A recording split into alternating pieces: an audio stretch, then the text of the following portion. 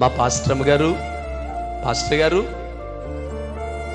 మరి మీ దగ్గర నుంచి అల్లారు ముద్దుగా గారాభముగా పెంచుకుంటున్న మీ పిల్లల్ని దూరం చేసి మీకు కాకుండా తీసుకెళ్ళిపోయాను కదా, మరి నా మీద మీకు కోపం కానీ కక్ష కానీ లేదా అని ఒకవేళ దేవుడు అడిగితే, ఈరోజు ఒక తండ్రిగా తల్లిగా మేమేమి చెప్పాలి ఆయనతోటి? మేమేం చెప్పాలి?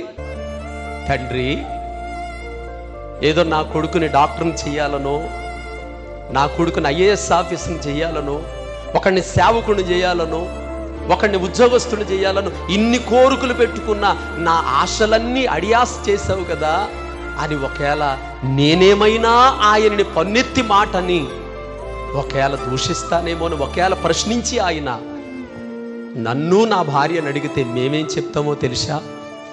నా పిల్లలు మాకు కాకుండా నువ్వు తీసుకెళ్ళావని నీ మీద కోపం కంటే నా పిల్లలు నీ ఒడిలో ఉన్నారనే సంతోషమే నాకు ఎక్కువగా ఉంది నాయన. ఎందుకు తెలుసా? నా పిల్లలు చిన్న రిమార్కు లేకుండా వారు చదువుతున్న కాలేజీలో కానీ, వారు ఎప్పుడు ప్రతి ఆదివారం ఆరాధించే దేవుని సంఘములో కానీ, వారు ఉంటున్న వీధిలో కానీ నా పిల్లలకి ఏమాత్రం రిమార్క్ లేదండి. ఏమాత్రం బ్యాడ్ నేమ్ లేకుండా పరిశుద్ధులుగా నా దేవుడి దగ్గరికి వెళ్ళిపోయారండి. ఒక తండ్రికి పిల్ల మీద కోరుకునే ఆశ ఇంతకన్నా ఇంకేముంటుంది?